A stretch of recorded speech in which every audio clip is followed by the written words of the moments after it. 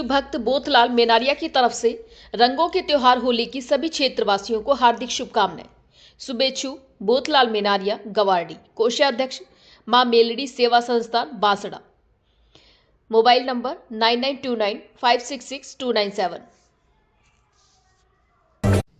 नमस्कार, मैं हूं कुसुम, आप देख रहे हैं राजस्थान धड़कन न्यूज।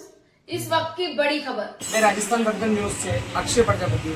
आज हम जुड़े हैं लोकसभा चुनाव के चर्चा करने के लिए। हम लोगों से पूछेंगे कि उनकी क्या राय है, वो किसको वोट करना चाहते हैं और क्यों वोट करेंगे, कि वो किसी काम के ऊपर वोट देते हैं, उनको किसी कहने का मतलब कोई काम किया है नहीं किया है किसी के नेता ने, तो उसके उपलक्ष्य में आज हम बात करेंगे। क्या नाम है सर आपका? मनोज कुमार जी से पूछेंगे कि क्या है इनकी बात है कि ये किसके बारे में वोट करेंगे, क्यों वोट करेंगे, किस कारण से वोट करेंगे। तो आइए पूछते हैं हम इनसे कि आप वोट किसको करेंगे? मेरा वोट जाएगा विकास किया होगा। आपके हिसाब से फिर भी किसने विकास किया है? जैसे कि मेरे हिसाब से 2019 चुनाव हुए थे, इसमें फॉर्म किए हुए थे ताकि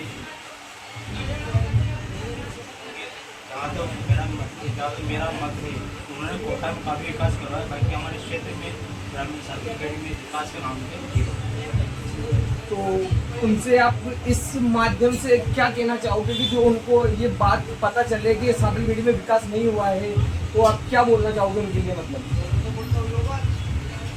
मेरी सबसे बड़ी समस्या बेरोजगार। यहाँ पर आनंद क्षेत्र के अलावा कोई दूसरा रोजगार का उपाय नहीं।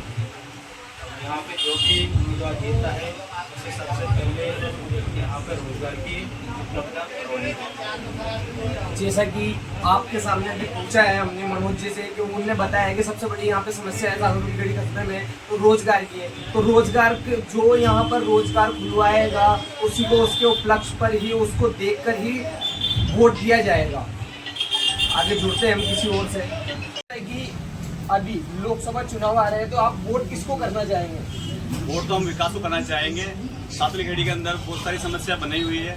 यहाँ के जो अपने जो सपोर्टर होते हैं, जैसे कांग्रेस के हुए, बीजेपी के हुए, ये क्या इनसे आगे राजनेताओं से मांग नहीं करते। यहाँ पर चिकित्सा और चिकित्सा दोनों की हालत काफ़ी गंभीर है। यहाँ पर शिक्षकों की बहुत कमी है, बच्चे को पढ़ाई नहीं हो पाती है और चिकित्सा में भी कोई सुविधा उपलब्ध नहीं है।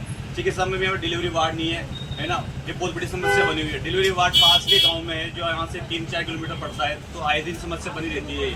हमारी मांग यही है कि चिकित्सा शिक्षा पे ध्यान दिया जाए। जैसा कि आप सभी ने सुना अज्जू जी के बारे में, कि अज्जू भाई ने बताया है कि लोकसभा चुनाव को हम उसी को वोट करेंगे जो विकास करेगा। साबलगढ़ी कस्बे में जैसे कि विकास के नाम पर कुछ भी नहीं किया जाता। चुनाव आते हैं, नेता जाते हैं, बस ऊपर काम करके चले जाते हैं, कोई भी समस्याओं को नहीं देखते यहाँ।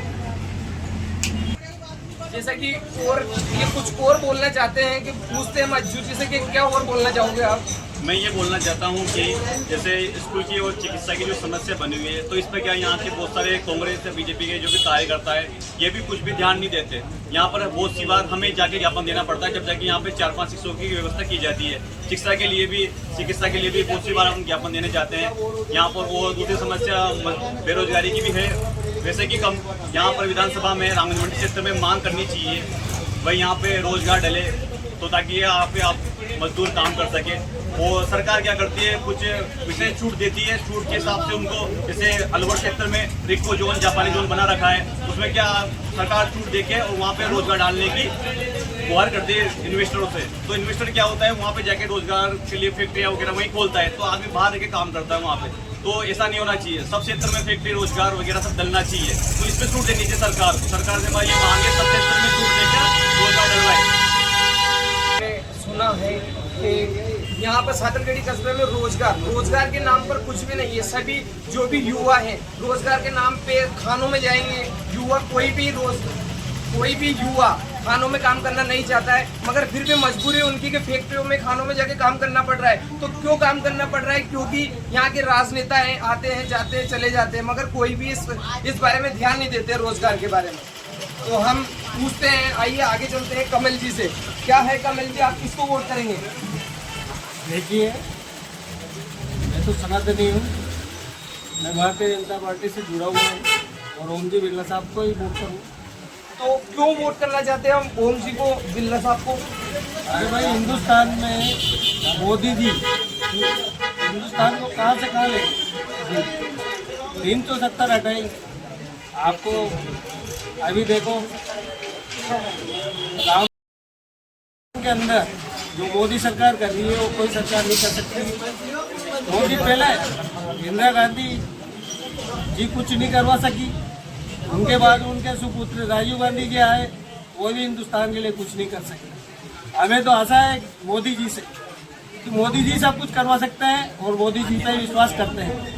अब ये है क्या, छोटा मोटा रोजगार तो चलता रहता है, रोजगार तो सब लोगों को मिलता रहेगा। आएंगे आए हम, अभी हमारे सत्ता में आए हैं, भारतीय जनता पार्टी की सरकार बनी, ऐसे विधायक साहब से भी करेंगे और लोकसभा में बिरला जी जीतने के बाद में इनसे भी मांग करेंगे कि हमारे यहाँ पे औद्योगिक क्षेत्र तो है ही सही, पर यहाँ कोटा स्टोन से जुड़ा हुआ है। अब पढ़ा लिखा विद्यार्थी इधर उधर भटकते हैं, तो इनके लिए ऐसी व्यवस्था की जाए, यहाँ रोजगार खोला जाए। जैसा कि आप सभी को कमल जी ने बताया कि वो भारतीय जनता पार्टी से बिलोंग करते हैं, भारतीय जनता पार्टी से वो अपील करेंगे, जैसे ही ओम बिरला जी जीतते हैं उनसे वो अपील करेंगे, ज्ञापन देंगे कि यहाँ पे सातलगढ़ी कस्बे में कोई रोजगार खोला जाए युवाओं के लिए, पढ़े लिखे शिक्षित युवाओं के लिए कोई रोजगार खोला जाए। तो आइए हम एक और युवा से बात करते हैं कि वो किसको वोट करेंगे। क्या नाम है सर आपका? जी, मेरा नाम आकाश कुमार है और मैं सातलगढ़ी से। देखो, मेरा वोट जाएगा भाजपा को। भाजपा को क्यों वोट देना पसंद करते हो? देखो, भाजपा को वोट देना, देखो ग्रामीणों में विभिन्न प्रकार के मुद्दे होते हैं, ठीक है। सभी प्रकार की समस्याओं को एक तरफा से हल नहीं किया जा सकता, ठीक है। और बात करें तो अभी जो लोकसभा चुनाव है उसमें बात है देश की। आप देख सकते हो बहुत से विभिन्न प्रकार के मुद्दे हुए हैं, है ना। हम राम मंदिर की बात नहीं कर रहे, है ना। राम मंदिर बना, चलो ठीक है, अच्छी बात है, लेकिन राम मंदिर के अलावा भी बहुत सारे ऐसे मुद्दे थे जिसमें भाजपा को वोट देना सभी को जरूरी है ना। जैसे कि मान लो कि बालाकोट हमला हो गया, है ना, और एयर स्ट्राइक हो गया। जैसा कि हम पूछते हैं एक और युवा से कि इनका क्या, ये लोकसभा चुनाव में किसको वोट करेंगे और क्यों वोट करेंगे, आइए पूछते हैं। क्या नाम है सर आपका? मांगीलाल। मांगीलाल जी, आप किसको वोट करना चाहेंगे? मेरा जो वोट है वो जो देश के लिए काम करेगा और जो स्थानीय ग्रामीण के लिए जो काम करेगा उनको मेरा वोट जाएगा। न मैं कि ये कह रहा हूँ कि बीजेपी को जाएगा न कांग्रेस को जाएगा, जो काम करके दिखाएगा वोट उसको जाएगा। जैसा कि आपकी नजर में सातलगढ़ी कस्बे में किसने काम किया है, किसने विकास किया है, कांग्रेस ने किया है या बीजेपी ने किया है, क्या है? सातलगढ़ी में अभी तक लगभग 3 से 4 सरपंच रहे हैं और 3 से 4 सरपंचों का हमने कार्यकाल देखा है यहाँ पर। तो अभी वर्तमान में जो सरपंच है उन्होंने भी कुछ कार्य किए हैं। इससे पूर्व जो शांतिबाई थी उन्होंने और गांव के लिए बहुत ज़्यादा कार्य किए हैं। उन्होंने प्रयास किया कि यहाँ के जो मलबे हैं उन मलबों पर पानी जावे, नल की व्यवस्था, हर घर नल का जो सपना है वो सपना पूरा हो सके।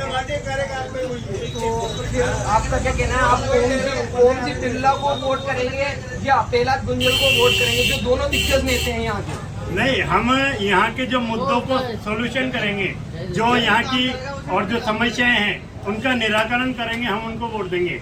यहाँ की जो मेन समस्याएं हैं वह है बेरोजगारी।